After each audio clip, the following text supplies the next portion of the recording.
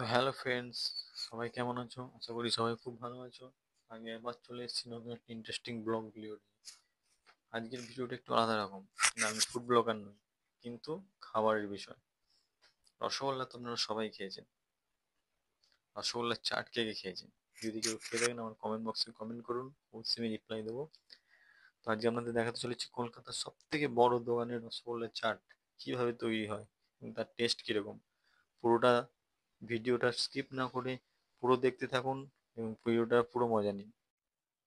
তো hello friends, ভিডিওটা কোনো কারণের জন্য আমাকে মিউট করতে বাধ্য হয়েছি। তো উনি আপনাদের দেখাবেন কীভাবে রসগোল্লা চাট তৈরি হয়। ওনার নাম জিজ্ঞেস করলাম, উনি বললেন যে অশোক সাউ। আমিও এই দোকানে কাজ করি। ওনার দীর্ঘ 45 বছর ধরে উনি কাজ করছেন, আমিও দীর্ঘ 10 বছর ধরে এই দোকানে কাজ করছি।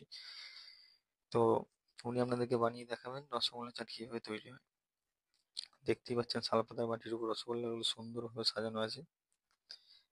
এরপর উনি একটা প্লেট নিলেন। আমাদের দোকানে বলে রেখে আপনাদেরকে, আমাদের দোকানে ব্লগ ভিডিও করা এলাও নেই। তো আমি ব্লগ ভিডিওটা বানিয়েছি শুধুমাত্র আপনাদের জন্য। রসগোল্লাটা দেখুন কিভাবে সুন্দরভাবে সাজিয়ে নিলেন। আমাদের দোকানটা প্রতিষ্ঠিত হয়েছিল 1892 সালে। আর এখন দোকানটার বয়স হচ্ছে 133 বছর। তো বুঝতেই পারছেন কোয়ালিটি কিভাবে মেনটেন করে রেখেছেন।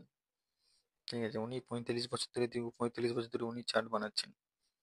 উনি রসগোল্লার উপর প্রথমে ভুল করে দই দিয়ে ফেলেছিলেন, দই দিতে যাচ্ছিলেন, তারপর বন্ধ করে ওটাকে আবার নতুনভাবে শুরু করলেন। কারণ প্রথমে রসগোল্লার উপর প্রথমে যাবে চানা মঠ, যেটা সম্পূর্ণভাবে আমাদের কারখানায় তৈরি হয়। চানা মঠ, ওই যে উনি বললেন চানা মঠ। হুম, চানা মঠ বললেন। এবার দেখুন চানা মঠের পর দিয়ে হচ্ছে দই। উনি বললেন দইটা দিয়ে কিভাবে সুন্দরভাবে দইটা দিয়ে রসগোল্লাটাকে সাজিয়ে নিচ্ছে দেখুন। আমি কোনো ফুড ব্লগার নই, কিন্তু আপনাদের শুধুমাত্র আপনাদের জন্য আমি ভিডিওটা বানিয়েছি।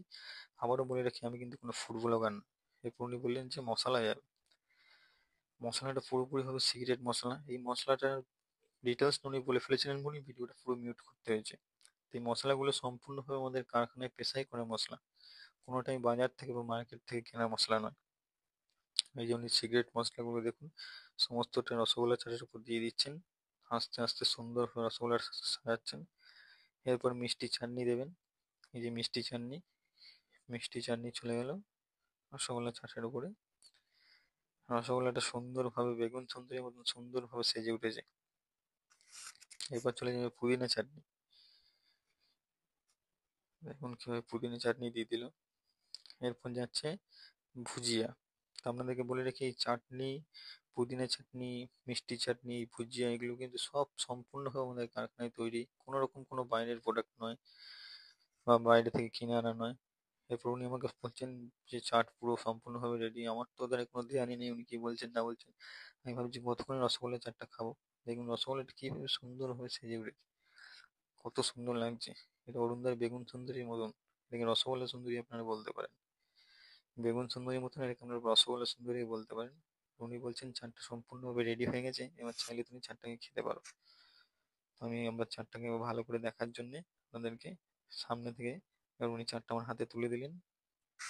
এবার আমি কাউন্টার থেকে বেরিয়ে বাইরে যাচ্ছি। বাইরে গিয়ে টেবিলের উপর চাটটাকে রেখে টেস্ট করে আপনাদের বলবো কিরম হয়েছে চাটটা। তো চারটে রাখার পরে আমি দেখে ডাকছিলাম কাউকে যে ক্যামেরাটা ধরো, ক্যামেরাটা ধরো, কিন্তু আশেপাশে কেউ ছিল না।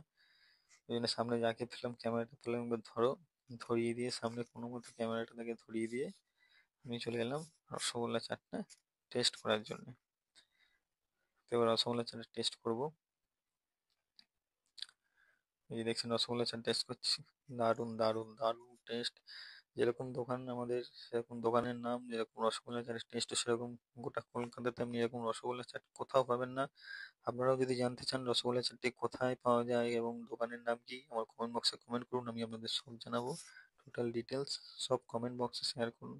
আমাকে ফলো করুন, শেয়ার করুন ভিডিওটা, লাইক করুন। ঠিক আছে, তো দেখতে থাকুন। আরও দেখা হচ্ছে পরের নেক্সট আবার নতুন কোনো ব্লগ ভিডিওর সাথে। থ্যাংক ইউ, শুভরাত্রি।